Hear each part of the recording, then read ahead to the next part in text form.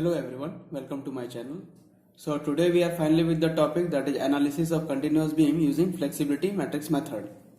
So friends, आज के इस वीडियो लेक्चर में हम कंटिन्यूस बीम को सॉल्व करना सीखेंगे, जिसमें मैं कंजुगेट बीम मेथड का भी यूज करूंगा। आप चाहें तो यूनिट लोड मेथड या मोमेंट एरिया मेथड का भी यूज कर सकते हैं। जो कि यह टॉपिक हायर सेमेस्टर का है, इसलिए मैं ये कंसिडर कर रहा हूं कि आपको कंजुगेट बीम मेथड अपने प्रीवियस सेमेस्टर में पढ़ा होगा और आपको ये आता होगा। फिर भी मेन टॉपिक पे बढ़ने से पहले हम एक बार कंजुगेट बीम मेथड के इंपॉर्टेंट की पॉइंट्स को रिकॉल कर लेते हैं। तो चलिए शुरू करते हैं।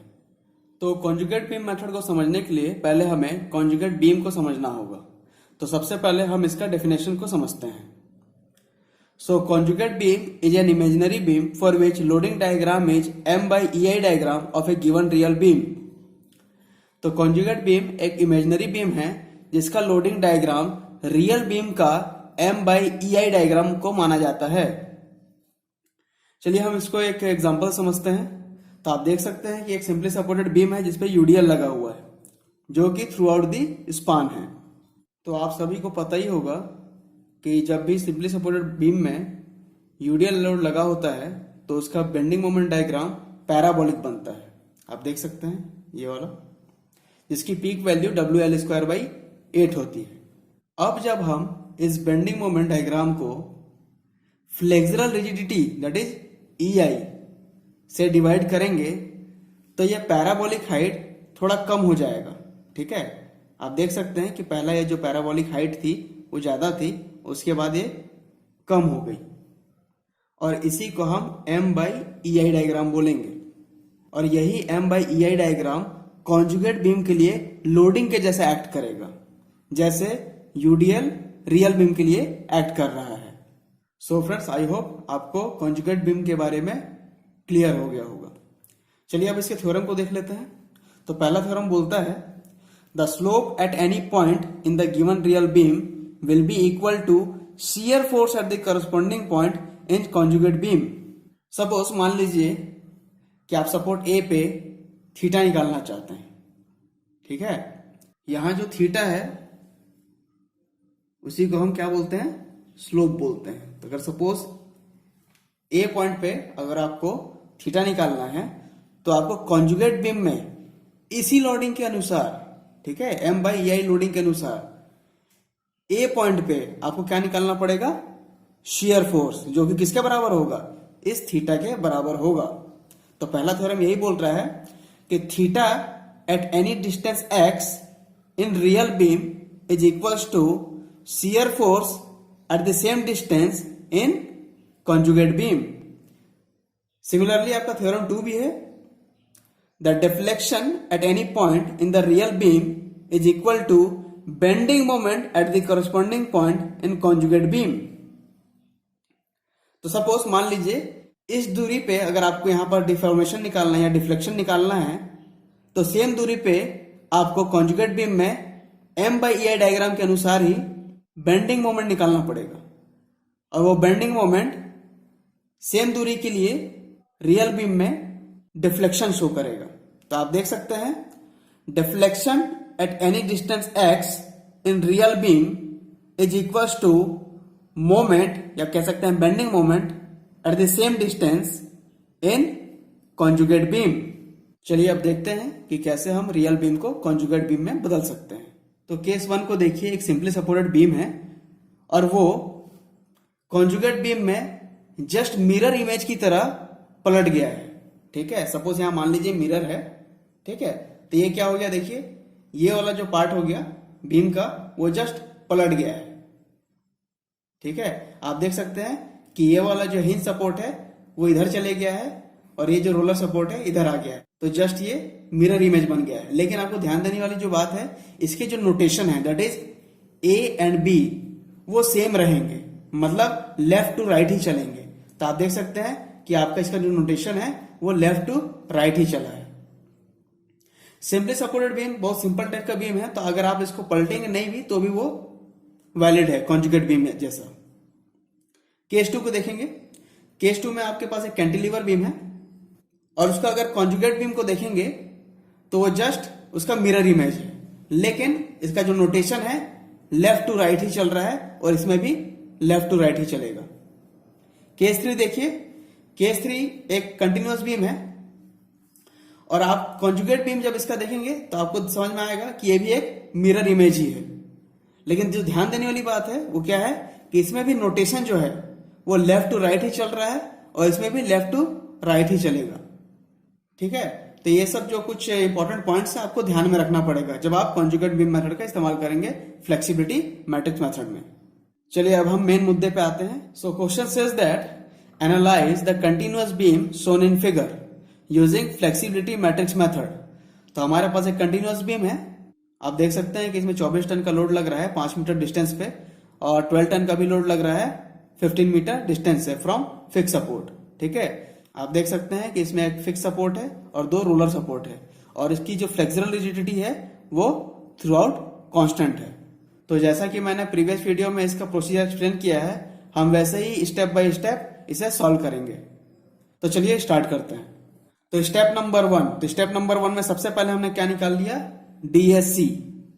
डीएससी क्या है आपका, स्टैटिक इनडिटर्मिनेसी एक्सटर्नली, जो कि ये 2D का केस है, इसलिए इसका फॉर्मूला क्या हो जाएगा RE-3। यहाँ RE क्या है, टोटल रिएक्शन। तो टोटल रिएक्शन आप कैसे निकालेंगे, आपको पता है फिक्स में कितने रिएक्शन होते हैं, 3 होते हैं, एक वर्टिकल, एक हॉरिजॉन्टल और एक रिएक्शन आता है in the form of moment.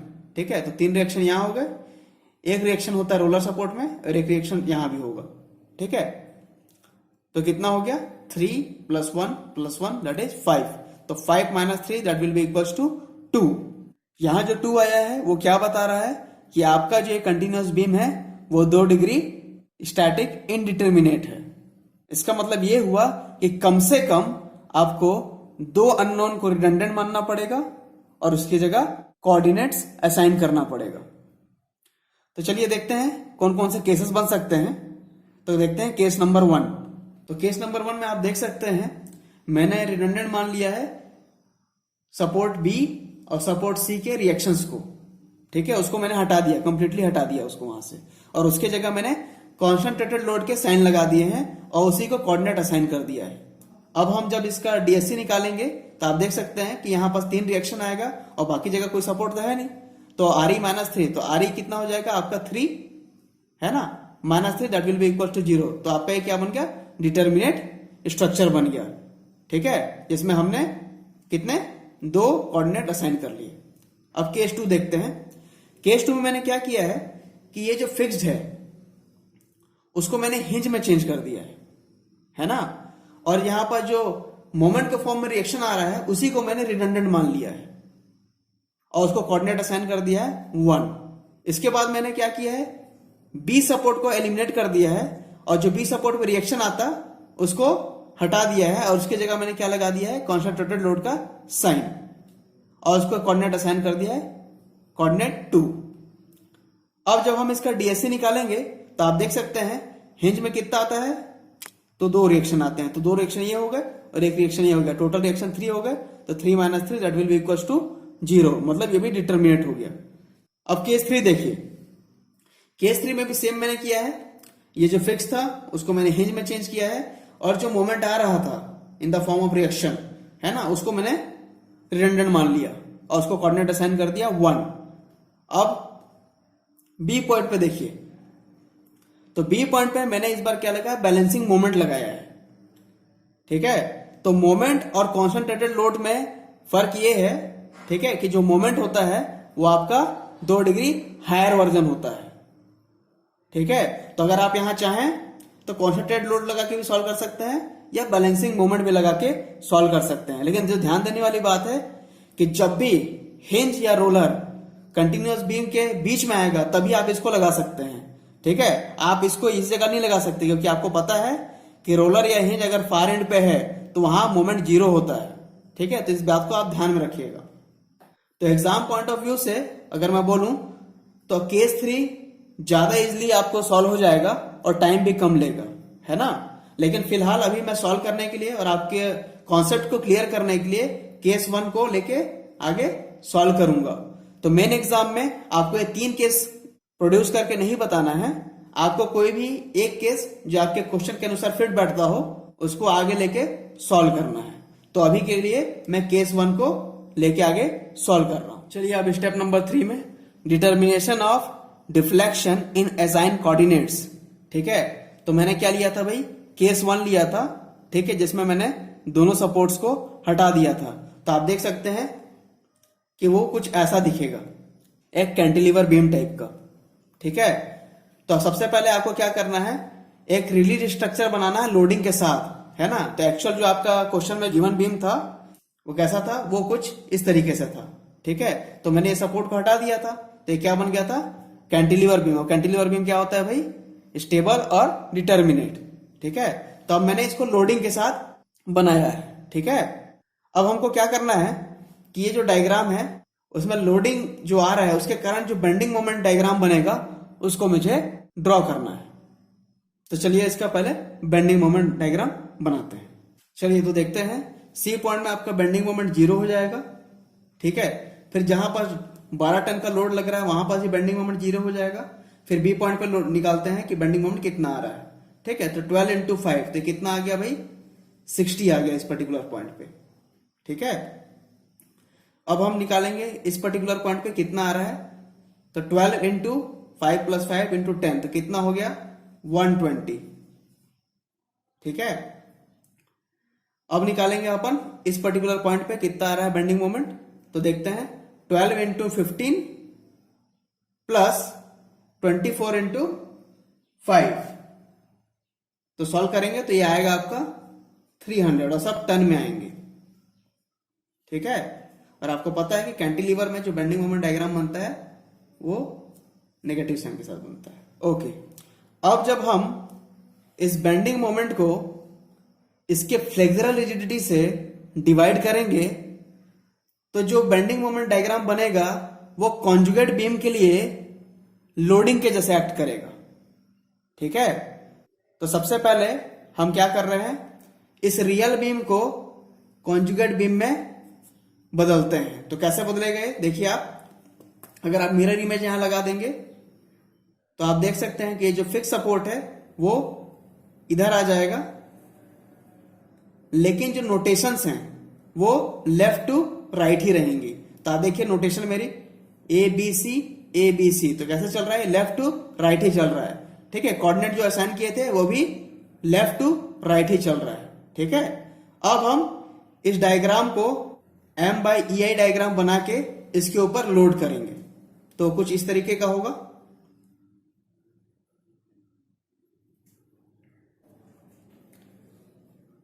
तो इसका जो M/EI डायग्राम है, ठीक है, वो कुछ इस तरह एक्ट करेगा कॉन्जुगेट बीम में। चलिए, तो हम इसी स्टेप में अब इस कोऑर्डिनेट पे और इस कोऑर्डिनेट पे डिफ्लेक्शन निकालते हैं। ओके, तो वीडियो की स्टार्टिंग में ही मैंने आपको बताया था कि अगर आपको किसी भी पर्टिकुलर पॉइंट पे रियल बीम में डिफ्लेक्शन निकालना है तो कॉन्जुगेट बीम के उसी पॉइंट पे आपको बेंडिंग मोमेंट निकालना पड़ेगा। ठीक है, तो बेंडिंग मोमेंट निकालने के लिए हम क्या करते थे, एरिया इनटू उसके सेंट्रॉइड का डिस्टेंस का मल्टीप्लाई कर देते थे। ठीक है, तो सेम चीज हम यहां भी करेंगे। तो ज्यादा अच्छा होगा कि आप इसको पार्ट बाय पार्ट डिवाइड कर लीजिए ताकि ट्रायंगल और रेक्टेंगल के शेप में आ जाए। तो देखिए मैं कैसे करता हूं, आप उसके सेम दोहरा सकते हैं। तो मैंने यहां से एक ड्रॉ कर लिया लाइन, पैरेलल लाइन। सिमिलरली एक ट्रायंगल यहां बन गया, इसका मैं नोटेशन दे देता हूं 1, इसको 2, इसको 3, इसको 4, इसको 5। चलिए अब निकालते हैं deflection at 1 due to external loadings.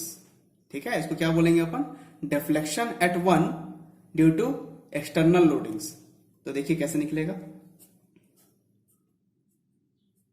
जो कि ये डायग्राम नेगेटिव साइन के साथ था इसलिए हम बाहर से एक नेगेटिव साइन लगा देंगे, ऐसा करली ब्रैकेट के अंदर ले लेंगे क्योंकि सभी का एरिया निकाल के इसके सेंट्रॉइड से मल्टीप्लाई करना है अपने को। तो पहला इसको ले लेते हैं, तो इसके लिए क्या होगा, इसका पहले एरिया निकाल लेते हैं। तो क्या होगा, half into base into height. तो हाइट अपने को ये वाला हाइट देखना है।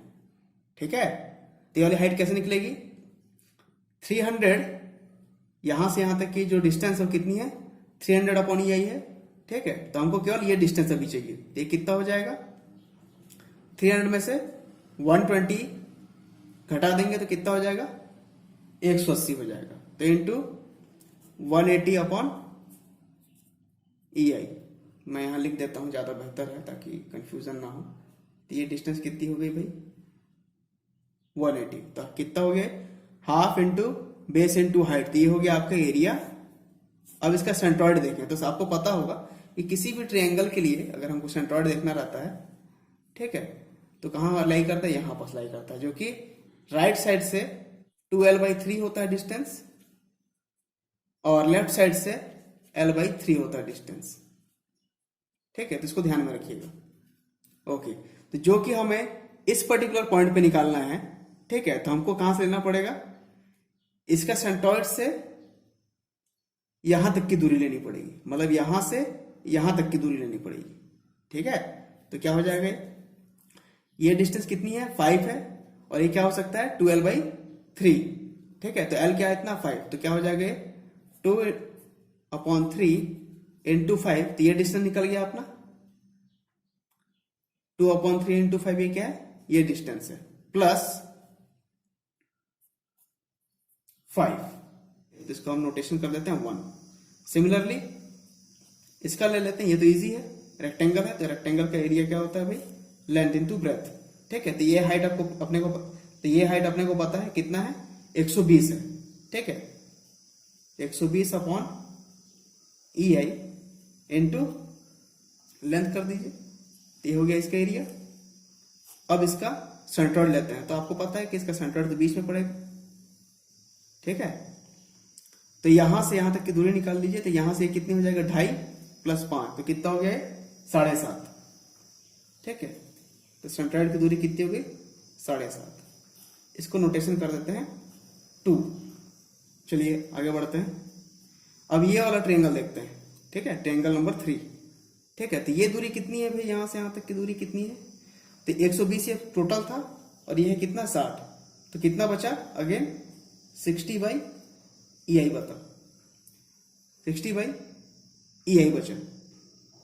ठीक है, तो इसके लिए देखते हैं क्या हो जाएगा, हाफ इंटू बेस, कितना है बेस, 5।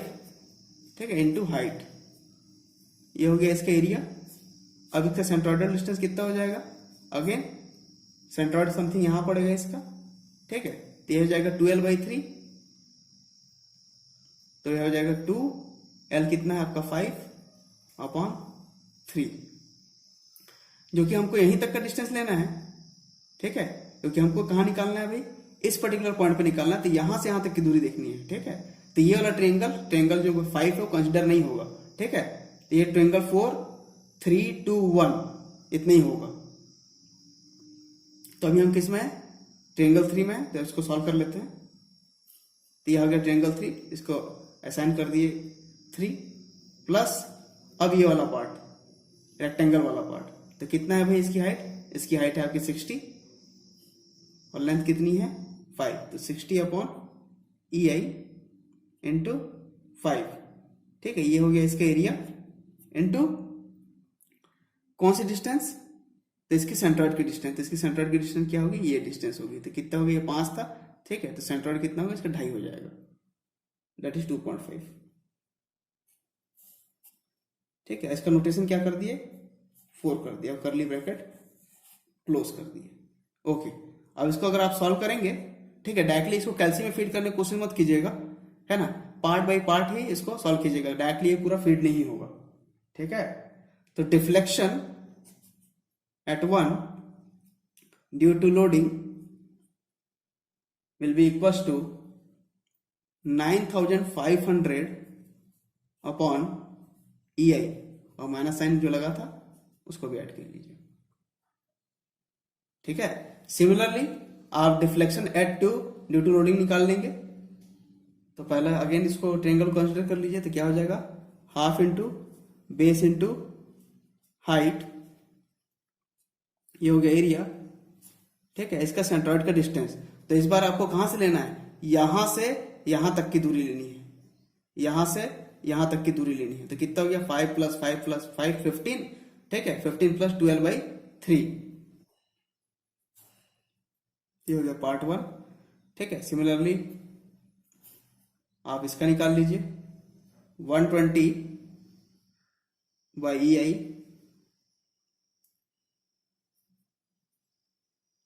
इंटू 5, ये हो गया एरिया। ठीक है, और इसका डिस्टेंस कितना हो जाएगा 5 + 5 + 5 प्लस 2.5, तो कितना हो गया 17.5। तो ये हो गया आपका रेक्टेंगल का निकल गया, प्लस इस ट्रायंगल का निकाल लेते हैं। तो क्या हो जाएगा half into base into height upon EI। ठीक है, ये हो गया इसका एरिया। अब इसका डिस्टेंस देखते हैं, तो यहां से यहां तक की दूरी निकालनी है। ठीक है, तो 5 + 5 10 और ये हो गया 12/3। ठीक है, ये थर्ड हो गया, प्लस इसको भी देख लेते हैं, है ना, फोर्थ वाला रेक्टेंगल को। तो फोर्थ वाला रेक्टेंगल क्या हो जाएगा भाई 60/EI इंटू 5, ये हो गया एरिया। ठीक है, और यहां से यहां तक की दूरी कितनी होगी, तो 5 + 5 10 प्लस 2.5, तो कितना हो गया 12.5। ये हो गया आपका फोर्थ। अब ये फिफ्थ वाला भी कंसिडर में आएगा क्योंकि हमको यहां से लेना है, प्लस आखिरी वाला जो ट्रायंगल है फिफ्थ वाला, वो हो जाएगा हाफ बेस इंटू हाइट। तो हाइट कितनी है 60/EI, और ये डिस्टेंस कहां से लेंगे, इसका सेंट्रोइड कहां आएगा, ये वाला आएगा। तो कितना हो जाएगा 12/3 प्लस 5।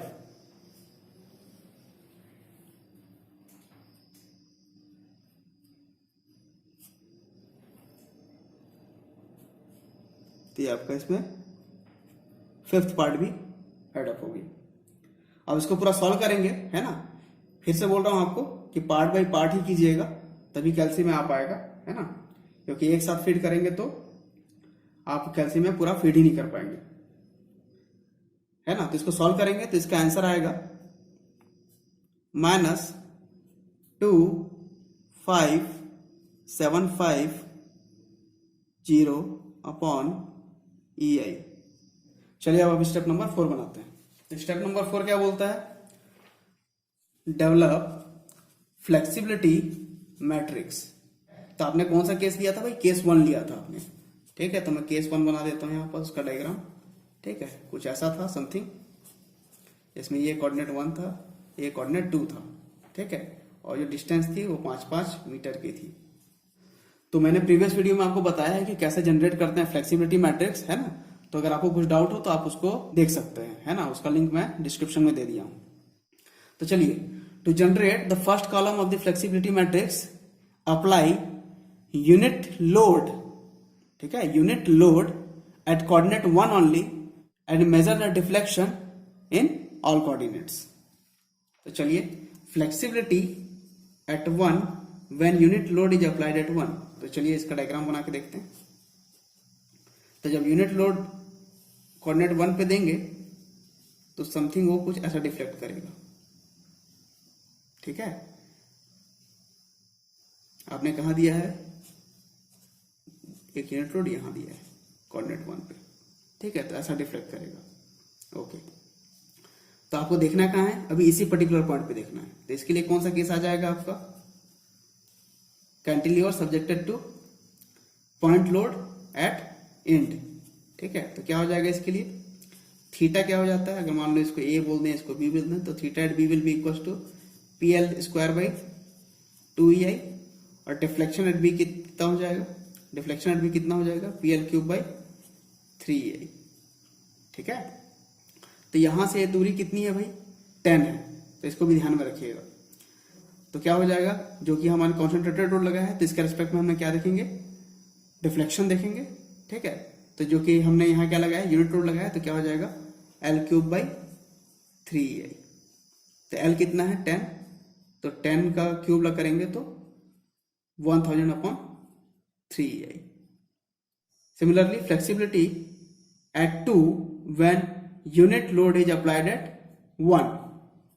ठीक है, तो आपने जब 1 पे लगाया तो आप देख सकते हैं कि कोऑर्डिनेट 2 पे भी कुछ डिफॉर्मेशन हो रहा है, तो इसके लिए जो स्टैंडर्ड केस है वो ये वाला है, जिसमें आपका एक लोड बीच में पड़ेगा और उसके रिस्पेक्ट में डिफॉर्मेशन उस पर्टिकुलर पॉइंट पे और एंड पे निकालते हैं। तो ये हो जाएगा आपका PA² बाई 2EI, ठीक है। थीटा, यहां का थीटा निकल गया। डिफ्लेक्शन कितना हो जाएगा, PA³ बाई 3EI, ठीक है।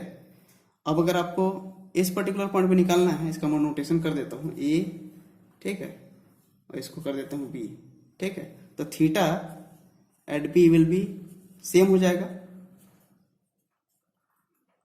और डिफ्लेक्शन एट B हो जाएगा, आप देख सकते हैं अगर मैं थीटा की अगर लाइन को बढ़ाऊंगा आगे, ठीक है, तो इतना डिफ्लेक्शन तो पहले से आ रहा है, तो ये हो जाएगा PA³ by 3EI plus theta into, ठीक है, ये वाली थीटा इंटू ये डिस्टेंस B, ठीक है। तो क्या हो जाएगा, PA³ upon 3EI plus theta कितना था, PA² बाई 2EI इंटू ये वाला डिस्टेंस दैट इज B, ठीक है। तो आपका अगर यहां पास अगर डिफॉर्मेशन निकालना है तो क्या हो जाएगा, तो flexibility at 2 when unit load applied at 1 will be equals to PA³ upon 3EI plus PA² upon 2EI into B, ठीक है। तो ये क्या हो जाएगा, P क्या हो जाएगा आपका यूनिट लोड हो जाएगा और A क्या है आपका ये वाला पार्ट है, ठीक है। तो हो जाएगा 10, ठीक है। तो 10 का क्यूब अपॉन 3EI प्लस 10 का square upon 2EI into B कितना है, अगेन B 10 ही है, ठीक है। तो इसको सॉल्व करेंगे तो ये आएगा आपका 2500 अपॉन 3EI, ठीक है।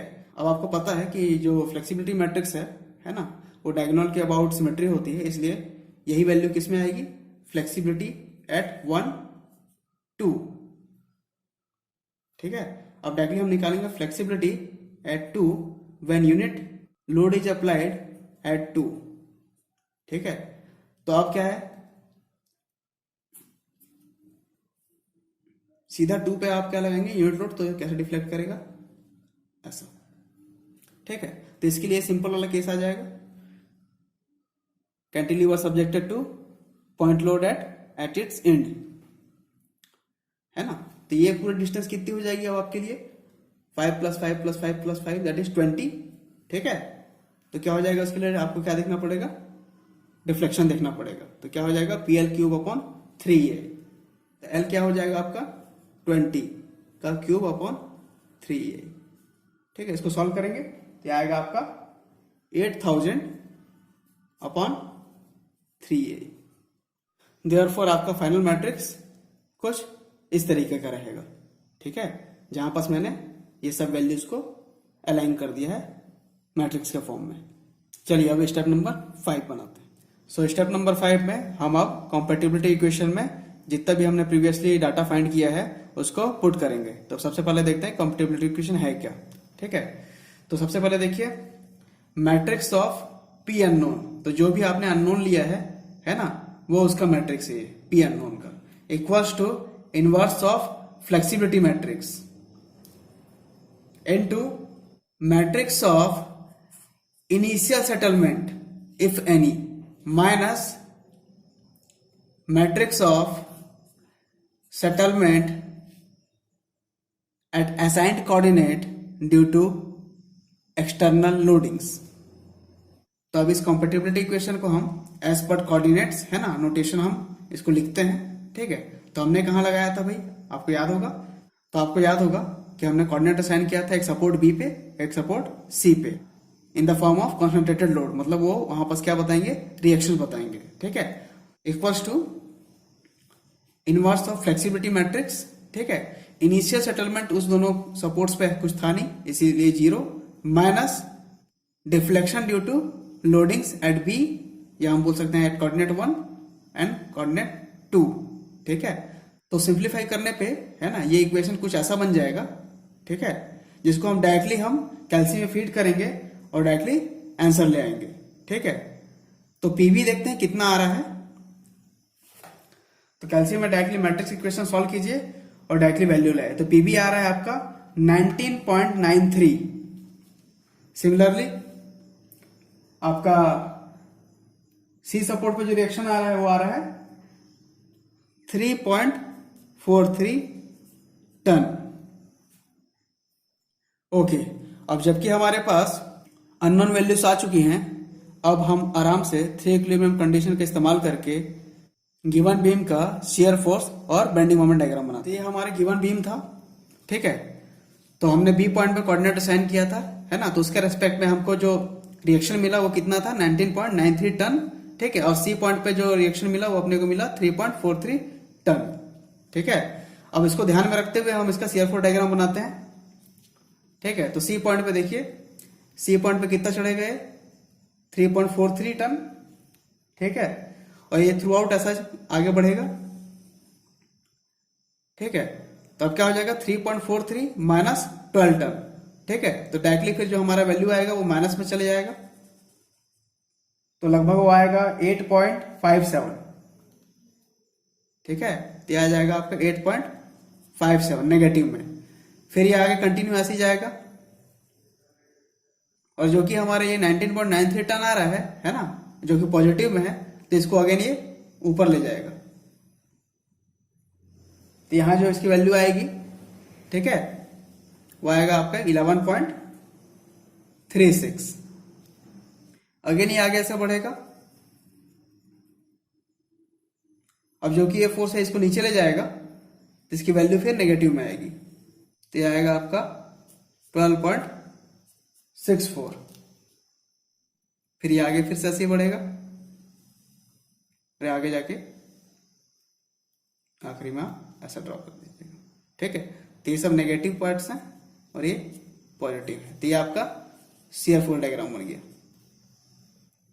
ओके, अब आप इसका बेंडिंग मोमेंट डायग्राम बना सकते हैं। तो हर पॉइंट में आपको मोमेंट निकालना है। ठीक है, तो यहां पर बेंडिंग मोमेंट क्या होगा 0। ठीक है, ई पॉइंट अगर इसको मैं ई पॉइंट बोल दूं और इसको डी पॉइंट बोल दूं, तो ई पॉइंट पे आप निकाल सकते हैं। तो ई पॉइंट पे क्या होगा 3.43 इंटू 5, तो कितना आ रहा है 17.15 टन मीटर। ठीक है, तो यहां डायरेक्टली ये ऐसा आएगा, मतलब इस पॉइंट से लेके इस पॉइंट, तो कितना आ जाएगा यहाँ पास 17.15 टन मीटर। ठीक है, अब बी पॉइंट में निकाल लीजिए, तो बी पॉइंट पे कितना आ रहा है 25.7 टन मीटर, है ना, और जो कि नेगेटिव में आ रहा है इसलिए डायरेक्टली नेगेटिव में चले जाएगा कुछ इस तरह। तो ये आएगा आपका 25.7 टन मीटर। सिमिलरली आप डी पे निकाल सकते हैं, तो आ जाएगा वो 31.1 टन मीटर। तो लगभग ये मान के चलिए इस जगह पे आएगा।